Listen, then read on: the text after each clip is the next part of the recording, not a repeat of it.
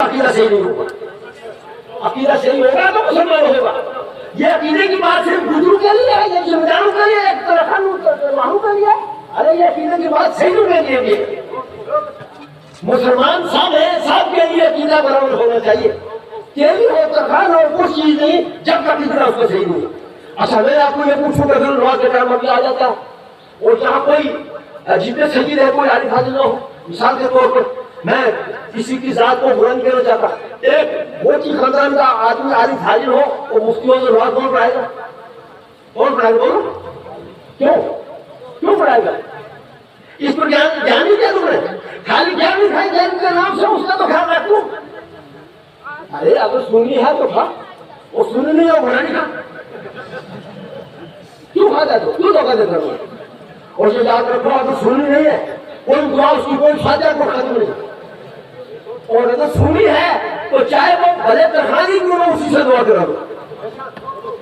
سنیت کا پیغام اور جتنے ہوئے سب سنی ہے. صحابی سنی, اہل بیت سنی, خواجہ اجمیری سنی, اعلی حضرت سنی, اور مخدوم اشرف سنی, اور جتنے ہندوستان کے عارف حاضر امام اعظم سنی, امام شافعی سنی, امام مالک سنی, امام محمد سنی, اور امام اعظم امام یوسف, امام محمد, اعلی حضرت مفتی اعظم سب سنی, اور جتنے یہاں اور بھی سب سنی. ارے کہاں جاؤ گا تم؟ اور میں یہ بات کو کیا بولوں گا مجھے تھا کہ مسجد جہاں میں سیاست کا میں سجاتا ہوں یا میں خالی ہوں, لوگ آ رہے ہیں یا نیاز دے رہے ہیں, تو کون لوگ دے رہے ہیں؟ بولو سنی لوگ دے رہے ہیں. تو ہماری 1-2 کلومیٹر جہاں پروجیکٹ بنایا ہے کس نے؟ ٹرسٹ نے. یہ ایسے بنایا. ایک زمانے میں کسی مولوی کا آتا کہ ٹرسٹ کے وہ کھائے, میں نے اسے جواب دیا تھا سمیر صاحب کے سائنس دبیر صاحب کے اس میں کہ اگر یہ کھائے ہوتے ہیں تو یہ 2 کلومیٹر تعمیر ہوتی, کیونکہ ہمارا گاؤں نہیں ہے. تو ایسے کیا یہ تو بڑی آسان بات ہے کہ ٹرسٹ کھائے ہیں, فلاں کھائے ہیں, یہ باتیں سب بے ثبوت باتیں ہوتی ہیں. تو میں کہتا ہوں کہ ہم میاں سنو سے لے رہے ہیں, بکرے سنو کے لے رہے ہیں, اور ہندو سنو کو کھا رہے ہیں, اور جو بھینسیں ہیں وہ سنو کھا رہے ہیں, اور پھر ہم ہاتھ ملا رہے ہیں دیوبندی سے. بولو سنو کے ساتھ ہم ہاتھ ملائے کیوں؟ پیر پختون ہوتے تھے منڈی میں, وہ جب بازار میں گزرتے تھے تو جان بوجھ کے شیعوں کو ہاتھ ملاتے تھے, تو ہاتھ میں ایک چپل رکھتے. اب لوگ سنا ہے کہ جن کو شیعہ کا ہاتھ ملانے آ گئے, یہ سنا ہوگا. ارے باپ سوچ کی بات ہے کہ لوگ تو سنوں گے, اور یہ آج ارے کم سے کم امام حسین کے ہاتھ میں یاد کرو, یزید کے ہاتھ میں انہوں نے ہاتھ نہیں دیا. کیوں نہیں دیا؟ اور تھا تو وہ قریشی برادری کا آدمی, اس کے ساتھ کیوں ہاتھ ملا انہوں نے؟ اس لیے کہ حسین کا پیغام کچھ اور ہے اور یزید کا پیغام کچھ اور ہے. یزید کہیں بھی ہوگا, چاہے وہ کچھ میں رہے, چاہے کشمیر میں رہے, چاہے بریل میں رہے, وہاں حسین کا خادم کوئی نہ کوئی ملے گا جس کی سر کو بھی کرے گا. یہ جتنے یہاں ہمارے علماء کرام ہیں اہل سنت بات کے, یہ امام حسین کے مرکز ہیں, ان کے سپاہی ہیں, ان کے خادم ہیں. ان کے پیغام کو, ان کی تعلیم کو پہاڑی کی چوٹی ہو یا پنجاب کا ریشمی علاقہ ہو, وہاں تک پہنچانے کے لیے تیار ہے اور چلا رہے ہیں. ایک عالم بنا لینا, ایک تعلیم بنا لینا یہاں کے لوگوں کے لیے. میں کہتا ہوں کہ ٹرسٹ کو خدا نے بڑا موقع دیا ہے, تو مدرسوں کو میرے خیال میں 2-3 لاکھ روپے تو عواموں کو دیتے ہوں گے, 2-3 لاکھ کو ماہانہ تنخواہ کا, اور باقی تو ہے. دیکھو ہمارے ساتھ تنخواہ دیا اپنے مدرسے, تو ہم کو نانی یاد ہے, 1 مہینے کی تنخواہ دیتے ہو. تو میں بھی ریکویسٹ کروں گا ٹرسٹ سے تھوڑا حواست تعلق رکھوا دیں.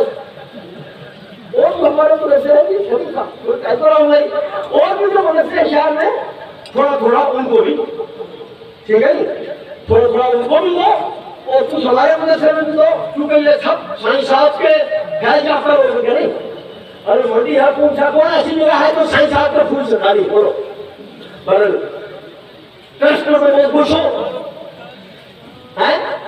کہ ٹرسٹ نے اچھا کام کیا, اور انتظامیہ کو اچھا کام کر دیا. کچھ کی جی صاحب, ایس پی صاحب وغیرہ, اور جو سب سے زیادہ خوش ہوں جو علماء اہل سنت وہ اعلیٰ حضرت کا مشن چلا رہے ہیں اور اعلیٰ حضرت کی مشن کو جگہ جگہ پہنچا رہے ہیں. دعا کہ اللہ تعالیٰ اس ٹرسٹ کو، اس یاد کے پیغام کو، اس خاندان کے پیغام کو آپ سے عام کرے، اور یہ باہری شیر رسل سب میں شاداب ہیں باقی الحمدللہ۔ تو ہمارے سادات میں تھے بتاتے نہیں کہ ہم صحیح لوگ ہیں، ہم کسی بکرال سے کسی گھٹے سے مرید بنا، ہم شیخ سے بنے گا، میں کہا لوگ سنگیری صاحب سے ہو جاؤ مرید، لیکن کم سے کم بے دین تو نہ مارو۔ اور پھر ہندوستان کے ساتھ رابطہ میں نے کرایا۔ آج کل جو مجھے کسی سے انجن ہونے کی ضرورت نہیں ہے، ہمارا کارنامہ بتاتا ہے کہ ہم ہندوستانی ہیں، ہم ہندوستانی ہیں، مگر ہم خوش عقیدہ ہندوستانی ہیں، ہم بد عقیدہ ہندوستانی نہیں ہیں، اور ہمارے باپ دادا سب ہندوستانی ہیں۔ ہمارا تعلق بریلی سے ہے، اجمیر سے ہے، جو ہندوستان کی شان ہے، اس کی عظمت کا نام ہے۔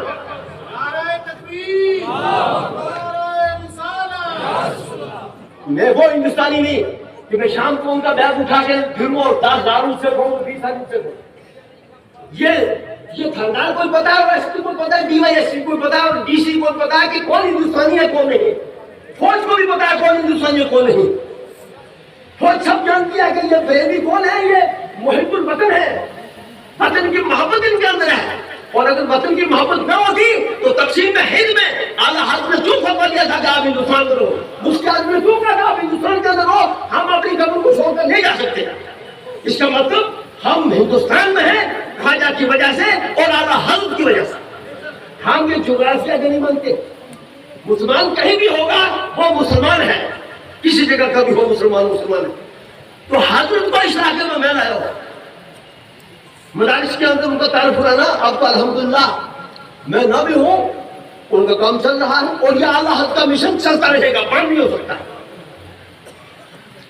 تو پروردگار فرماتا تم مجھے ذکر کرو، میں تمہارا چرچا کر دوں گا، اور یہ بھی ایک ترجمہ ہے کہ ذکر کا مطلب چرچا کرنا، یعنی تمہارا چرچا ہوگا، یعنی ہر سائیں میرا صاحب کا چرچا بولو، کیسے کیسے لوگ ان کی خدمت کر رہے ہیں، ایس پی، سابق ایم ایل اے، سابق منسٹر اور سابق ٹھیکیدار اور فلاں بڑے لوگ بولو۔ یہ سائیں صاحب کا کمال نہیں تو کیا ہے؟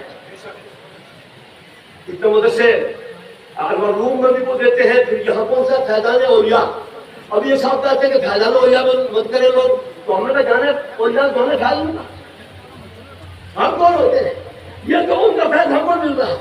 لیکن میں ٹرسٹ والوں کو میں نے ویسے گزارش کی تھی پہلے، ماشاءاللہ بڑا اچھا کام ہے، لیکن یہ تھوڑی سی جو ہوتا ہے نا، اس کو کیا بولنا چاہیے، عدم تعلم اور بات کو سمجھنا۔